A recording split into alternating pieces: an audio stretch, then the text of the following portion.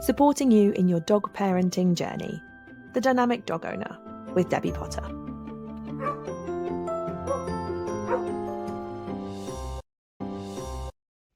Hello and welcome to this week's episode of The Dynamic Dog Owner, the podcast dedicated to support you as a dog parent to improve the life with your dog. So communication is a really big topic when it comes to dogs, and it's one of the most important things we can have. Communication, us being able to communicate with our dog being able to communicate with us, and having a sort of mutual communication and understanding where the communication can fall down. Let's face it, this is the same with every relationship you have in your life with people, not just with your dog. Communication is probably the most important thing when it comes to relationships. And obviously we do have a relationship with our dog. I think because obviously we are different species, we've touched on it before in the podcast, we are a different species from our dog. Therefore, we cannot communicate simply by talking to each other, because we can talk to our dog, of course, but our dog doesn't understand everything we say, and of course they can't talk back. No matter how much we think we can interpret what they are potentially saying, they cannot actually speak to us. So communication is really important, but it's working out a way that you can communicate between yourselves, so between two species that do not speak the same language, for it to be most effective more than anything. And obviously with people, as I said, we communicate through talking. We like to talk. I've said before, how many people talk to their dogs? Me, I know I do. I have wonderful conversations with my dogs. They don't understand a word of it, obviously, but they do see my body language and read my mood, etc. And how many of us talk to them to give them instructions? I know I do. We can't help it, because it is our main form of communication. So you do often find yourself chatting away to your dog, or giving them instructions and saying, look, I don't want you to do it. Can you just do it like this? Even people look at you bonkers, but hey, we do it. And obviously when we're trying to teach them something, whether it be something new or whether we're trying to teach them something in class, naturally we chat. Why are you doing that for? You know to do it a different way. How many of us have had a conversation with a dog and said, we've talked about this, you shouldn't bark other dogs. They don't understand a word of it, but we talk to them. And sometimes, obviously, we talk too much. Naturally, when we are trying to communicate something and teach somebody something, we would give lots of explanations and lots of reasoning and encouragement. Obviously our dogs aren't children. They aren't a person learning. They are dogs.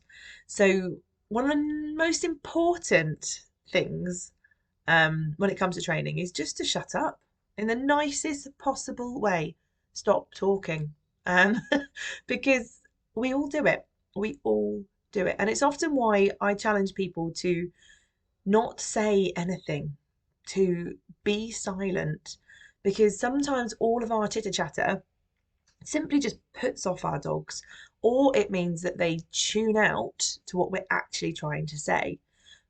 Because obviously we're nattering away, natter, and then we'll give them a cue, for example, say sit, and they kind of have to stop and go, was that to me, or were you just chattering? Did you really want me to do that? So being quiet and not talking to your dog when you're training or when you're walking is probably one of the biggest communication tips I can give. Obviously, we all talk to our dogs. I'm not saying never, ever talk to your dog, because that would be ridiculous, because obviously that's what we have them for a good listening ear. But sometimes being silent is really good, because we're not sort of making them tune out to our noise, and we're also not bombarding them with so much information, them going, I don't know what you want from me. So what can we do? What are the most effective ways to communicate with our dog? And there are two, when it comes to me, from my point of view, there are two ways that we can communicate with our dog that are the most important when it comes to teaching them something or trying to get them to do something we want through choice. And I am a big advocate of dogs making choice. I personally prefer dogs to make the right choices without me having to tell them what to do, because I simply think that it is more long-lasting training, because you're giving your dog you're almost empowering your dog to make good choice. If they make good choice, you don't have to ask them to do anything. So, for example, on a walk, I rarely talk to my dogs. I simply reward good choice, and therefore those good choices are repeated. So, what are these two main sort of pieces, important pieces of communication when it comes to training? One is the cue, and one is a marker. And you may have heard these terms before, you may not have.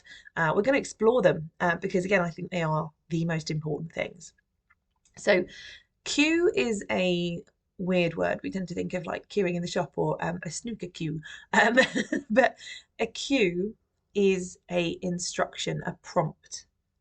And it's a real important sort of word to me, because a lot of people will say, my dog knows X amount of commands.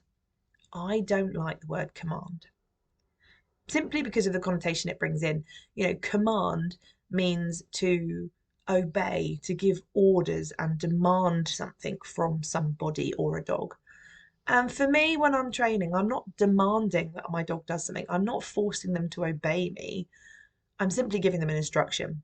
So the word cue to me is much more appropriate, because cue is a instruction, a prompt. It is me saying to them, please, can you do that thing you know how to do? And they understand it. And that is purely because we have taught what we want first, and we've added the cue in. So there are lots of different cues that are present in our dog's life without us actually realizing. So we tend to think of us giving a instruction, a cue. So saying sit or come or here or heel, whatever it may be. They're the kind of common ones. We tend to think of that as being the only cue that we can give, a verbal instruction from us. But there are so many other cues in our dog's world. And sometimes they are not what we are asking for, but what has previously happened in their life. So, for example, if you rustle a treat packet, does your dog come running? Majority of people are going to go, yeah, of course they do.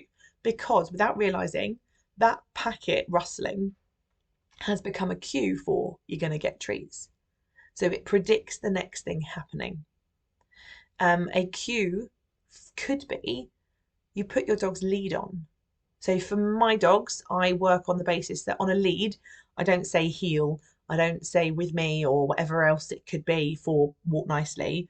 Simply having the lead on is a cue to walk nicely on the lead and not pull me. It may be, that certain places predict certain emotions or behaviours. Therefore, effectively, that is a bit of a cue. It's just not one we're giving.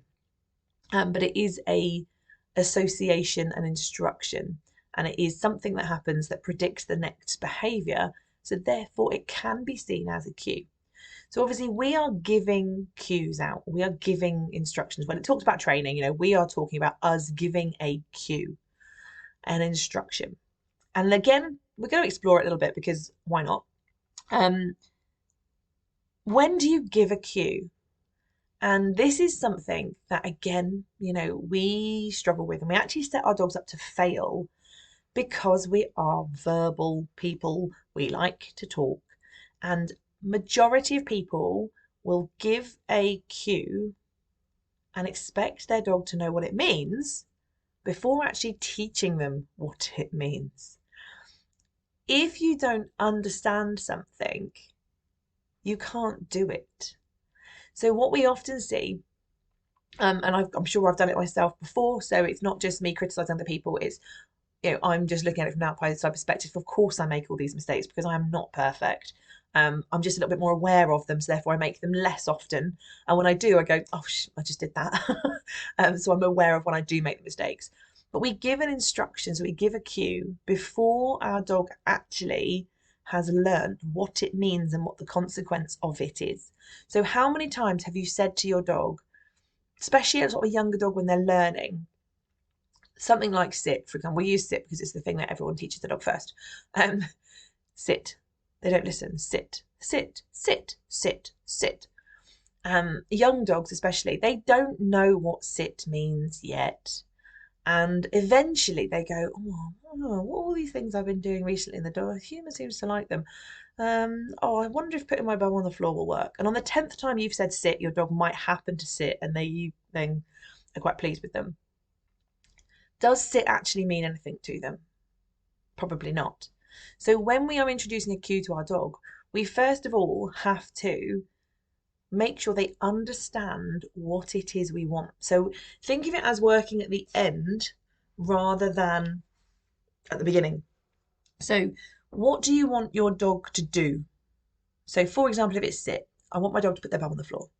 So the first thing we do is encourage them to put their bum on the floor absolutely silently. We don't say anything. We may use a treat lure, so having a treat by their nose, and encourage them into that position. And then as soon as they do it, we reward them. We do it over and over again. Majority of the time we add in a hand gesture, especially with sit, because it's getting quite common. We show them what we want first, and we show them that if your bum hits the floor, you get a treat. Bum hits floor, you get a treat. Bum hits floor, you get a treat. They go, God, this is a good game. Anytime I put my bum on the floor, my people seem very happy. They give me a treat. Then once they are 100% doing that every single time that you are making sort of a hand gesture or bringing the treat up in a certain way, that's when we know that they know the behaviour. And then we have to add in the cue. And that can take time. So we can't just suddenly pair them together because your dog won't know what it means. They don't come like with a pre-programmed sort of instruction of all these human words and what they mean. So we have to teach them it. And I liken it a little bit to learning a new language. So obviously depending on how you learn a new language, but even if it's English really, but things in preschools are labelled. I don't know if you've ever been in a preschool. My mum worked in one for very many years, so I spent a lot of time growing up and being in a preschool. So everything's labelled. Toilet says toilet on the door. Cups say cups. Play-Doh, it says Play-Doh on the table. Chair, table, bear. And you have all the charts on the wall that got pictures and then words next to them. Why? Because when children see something, they go, oh, that is that thing I see down the road. Mum says car, that word must say car, and we start to pair together what we're seeing with words. And then obviously seeing it written and then hearing it from people saying it to us.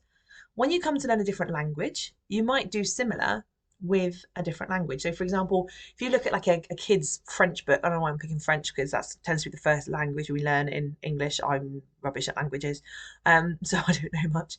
But we tend to look at a word in English and then a word in French and pair them together. So it's kind of similar. You have a picture book with loads of things in it, and all down the sides there are pictures of something with the French word next to them and then the English word. So you're seeing the thing, you know what it is because you use it all the time or you see it all the time, the English word that you know because you know a little bit of English, and then you're seeing the French word. So you're pairing together the image, what you know, and then the new word. That's no different to when we're teaching dogs. So first of all, we're teaching them the behaviour, that thing. So pop your bum on the floor, you're going to get a treat. Generally speaking, we use a hand gesture, which is effectively our dog's language. So most people, use a hand pointing upwards or a certain gesture or a point that means sit to our dogs. Then we teach them that hand gesture first, and then we add in our English word to it. So effectively, we're teaching a behaviour, teaching the dog a signal, so a hand gesture in their language. And once they understand that, we're then adding in a English word to it. And to begin with, it's a commentary. So we have our gesture that they know, and we pair it with saying our word sit. So they're seeing the gesture and the word sit at exactly the same time doing the behaviour.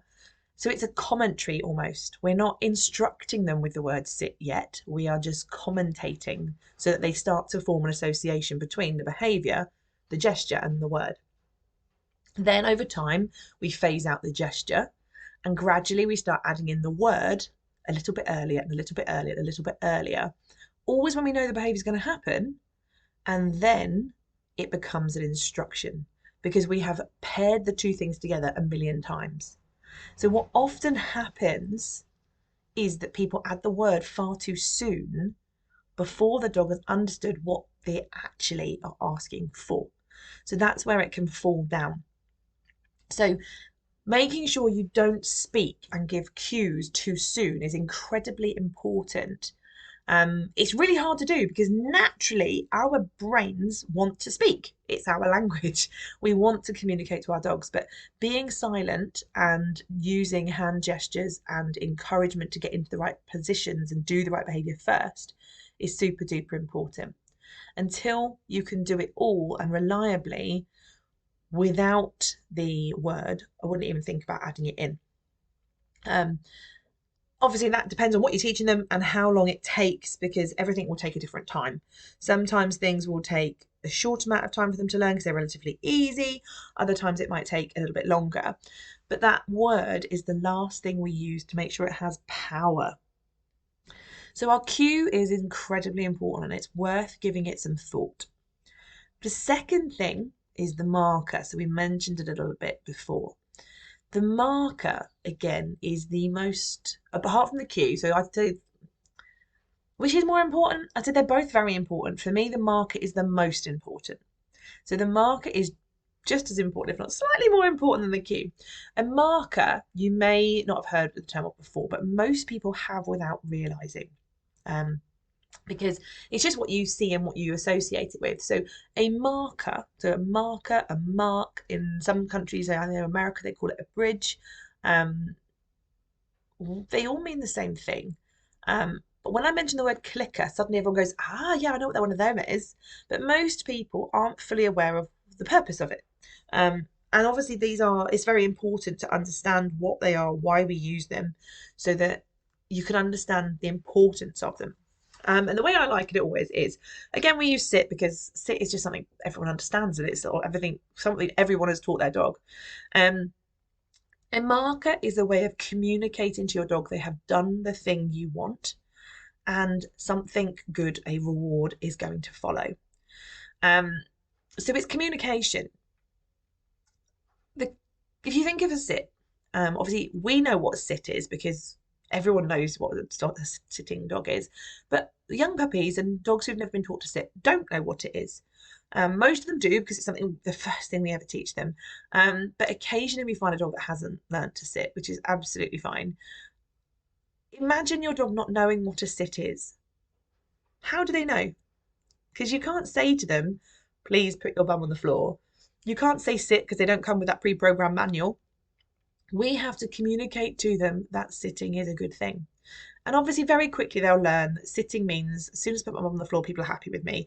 And often that can be used because people push their bottom down onto the floor, which is, again, not ideal, but it's often something that happens. Say, for example, you are teaching them beginning stages, you encourage them to sit, and then when they do sit, you get a treat out and you hand it to them. But by the time you've done that, they've actually got up again. How does your dog know which bit is getting rewarded? Is it the sitting? Is it the coming back to you? Or is it none of them or something in between? So the marker is communication for saying, when your bum touches the floor, you're going to hear a mark, which means amazing, you did good. That's the thing I wanted you to do. And now you're getting a treat. So I think of it as being like taking a spelling test. Imagine you're at school and you've got a spelling test and you do all your spellings and then it gets marked, but it just gets handed back to you. There's no ticks on it, but at the bottom it says you got 7 out of 10. I mean, great, you got 7 out of 10. That's brilliant. That's quite good. But how do you know which ones are right and how do you know which ones are wrong? Unless there is a tick. If there's a tick, you know the answer. It's no different to our dog getting a treat and going, well, I did 4 different things. I'm not sure which one was the one they wanted, but I did one of them. I still got a treat at the end. So our marker is communication to help pair the action with a reward. And obviously, many people use a clicker, which is a little box that you press and it makes a little click sound. Some people use a marker word, which is absolutely fine. Normally it's something like good or yes, something that you're not likely to say that's quite short and sharp and snappy, and it doesn't tend to have any other meanings. So sometimes I personally find if you're using a phrase like good or yes, it can get mixed up quite a lot. So often good gets good girl, which is very different because how many times you say good girl to your dog quite often, or good boy or whatever. It has to be something that you're not likely to say very often. Because for me, and obviously everyone's slightly different, for me, my marker is a deal. When I say my marker or I click my clicker, that says you are getting a reward. And it's a deal we have so that the word or the sound is powerful. And almost our dog then goes, oh, I got that click. What was I doing at that moment in time? Ah, that was the thing they wanted. So personally, I prefer using a clicker. Everyone's different. You can use a marker word. It's easier. Obviously, if you have a clicker, you've got to hold on to that as well as your treats and your lead and everything else. But it's just working out your groove. I personally find once people have found their groove with how to hold everything and which hand to hold the clicker in, they actually get on okay. So personally, for me, I use a clicker. Reason being, over a word, obviously, personal preference is absolutely personal preference. I use a clicker because I find it separates out my chitter chatter from well done, you're doing a good job. And I do chitter chatter. I do talk to my dogs. In training classes, I will be busy talking to other people, and it means I don't have to stop my conversation to click and reward. If I'm out for a walk, I can still be talking to someone and click and reward. So that's one reason. It's not my voice. Second reason is it's a monotonous sound. It doesn't ever change. Because then when we use a marker word, sometimes we'd say good. The next time we good, good, oh, good. We add emotion in. So therefore it is not a continuous sound and a monotonous sound that is exactly the same, that doesn't change. And our dog then might start reading it and going, well, was that the good to get a treat, or was that just a good because they said good in a different situation?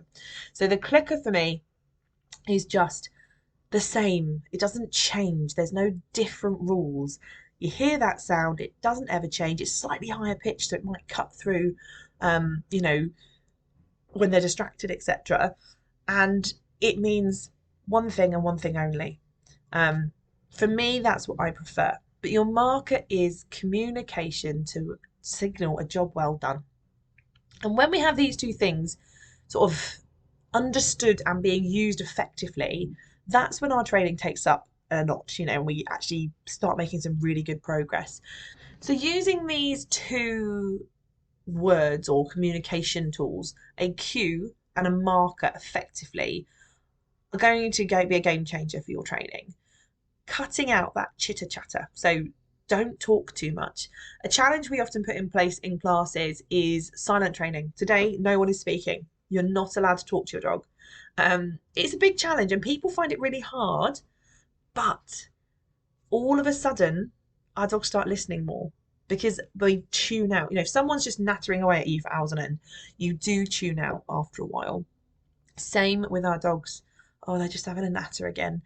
If we are silent, when we do say something, it has so much more power and value because our dogs go, oh, they spoke to me, rather than, oh, they're nattering on again. So talking less and being clear in your cue, your instruction, and your marker, the communication of well done, is so, so, so important to your training. So it's the importance of speaking less and communicating more. So it's not just about how much we talk and how much we communicate, it's about the value in the communication we deliver. Hopefully that has been a useful little insight into my top 2 communication tools in training, the things that I see as being the most important, and the benefits of being quiet. Stop talking. Obviously, not always, because you have to have a natter with your dog, but sometimes it's a good thing to just know when to be silent, be quiet, and let your dog make choice, and then effectively mark those good choices. See if you can put those into practice in your training this week. See if it helps you at all. And if you've got any questions or want to feedback or discuss the topic, head on into our Facebook group, which is, I'll put it in the link to the chat. But it's a place where our trainers are and our training community is frequently, where you can all join in, post videos, post your questions, and we are on hand to answer and give a little bit of insight. Have a wonderful week, and I will catch up with you really soon. Thank you for listening to The Dynamic Dog Owner with me, Debbie Potter. See you next time.